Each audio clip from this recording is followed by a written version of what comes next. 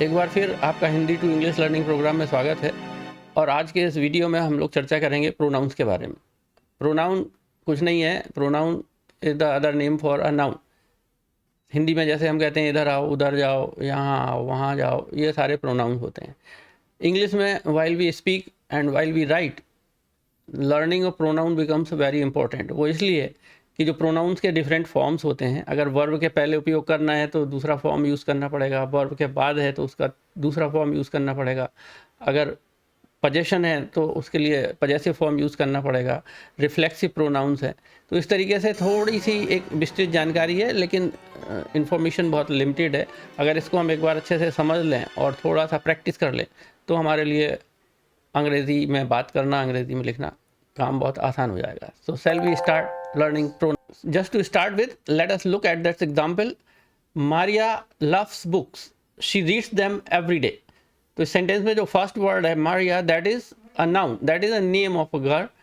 And the second part of the sentence, she reads them every day. She is a pronoun, it is used for Maria, or them, that is used in place of books.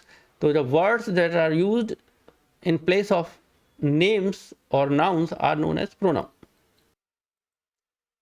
एक बार फिर से pronoun की क्या definition है उसको देखते हैं। A pronoun is a word that takes the place of a noun in a sentence.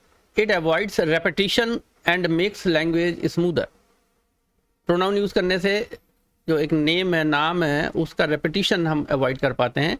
For example, ये विदाउट प्रोनाउंस अगर हम लिखें, look at this sentence, Hari told Hari's mom that Hari has finished Hari's homework. It looks very odd.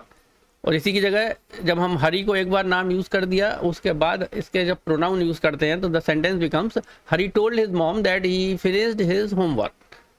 So this is important. जो pronouns के forms हैं वो ये हैं personal, possessive, reflexive, demonstrative, relative and interrogative form. So let us see personal pronouns हैं वो हैं I, we, you, he, she and they. जो पजेसिव प्रोनाउंस हैं they are my, our, his, hers, ours. Reflexive myself, herself, them सेल्फ्स। में next slide में भी देखेंगे। Demonstrative pronouns, these are four, this, that, these and those. Relative pronouns हैं they are who, which, that. Interrogative pronoun है who, what and which. Next slide में we will see in details. तो जो personal pronoun हैं इनके दो form हैं, subjective forms and objective forms. तो सब्जेक्टिव फॉर्म्स का मतलब होता है when we use these words before the verb then we will write the subjective form. जैसे I am doing my work, I am speaking. तो verb के पहले लिखना है तो ये सब्जेक्टिव वाले फॉर्म्स लिखेंगे, I, you, he, she, it, we and they.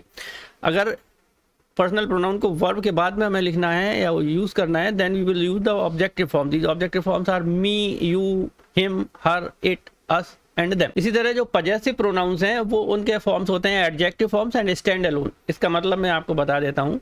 For example, this is my mobile. तो जब my, your, his, her, its, our, their use करेंगे तो उसके बाद वो ऑब्जेक्ट होना ज़रूरी है, माई हाउस, माई पेन। लेकिन जब ऑब्जेक्ट इंपॉर्टेंट नहीं है, ऑब्जेक्ट यूज नहीं करना है, then we use the stand alone form. For example, that book is mine, use नहीं करना, या उनका ऑब्जेक्ट्स का उपयोग पहले हो चुका है। That book is mine, that chair is yours, और इसी तरीके से his, hers, its. Our, the stand alone form is ours, their, theirs.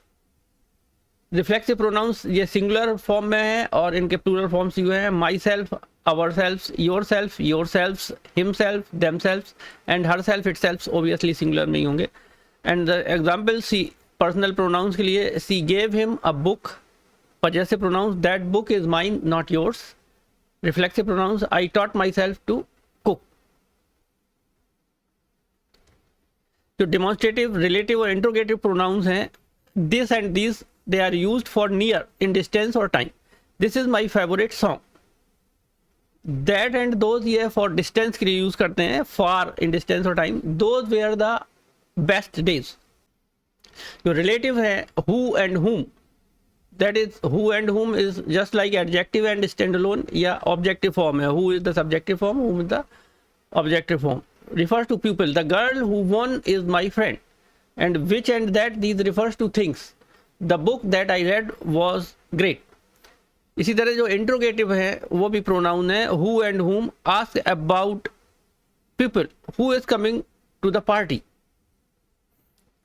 what and which, ask about things and choices, which do you prefer। तो I think आज के इस video में आपको जो प्रोनाउंस हैं उनके डिफरेंट फॉर्म्स और उनके यूसेजेस समझ आए होंगे। एक बार प्रैक्टिस कर लेते हैं। यहाँ पर ए और बी दो कॉलम्स में प्रैक्टिस कंटेंट हैं, इनको आपको फिलअप करना है। नंबर 1, मारिया लॉस्ट खालिस्तान कीज एट स्कूल, हर या शी आएगा, आपको भरना है। The cat clean blank space after dinner, blank space is the tallest building in town। 4, the boy blank space won the race is my brother। 5, cookies are delicious। and the B part, she told them the secret। इसमें आपको जो pronouns है उनको identify करना है, उसके type बताना है। whose jacket is this, they enjoyed themselves the park, they enjoyed themselves at the park, the house was we visited was huge, that is the best movie ever। दोस्तों, English सीखना क्यों ज़रूरी है ये आपको बताने की ज़रूरत नहीं है। इंग्लिश एक्सेस है, इंग्लिश विंडो है, और इसी उद्देश्य की पूर्ति के लिए मैंने Hindi to English learning channel बनाया हुआ है। हिंदी टू इंग्लिश हमारा व्हाट्सएप ग्रुप है। अभी तक यदि आपने हमारे चैनल को सब्सक्राइब नहीं किया है तो अभी कर लीजिए। The link is given in the description box. Wish you all the best, see you in the next video, bye for now.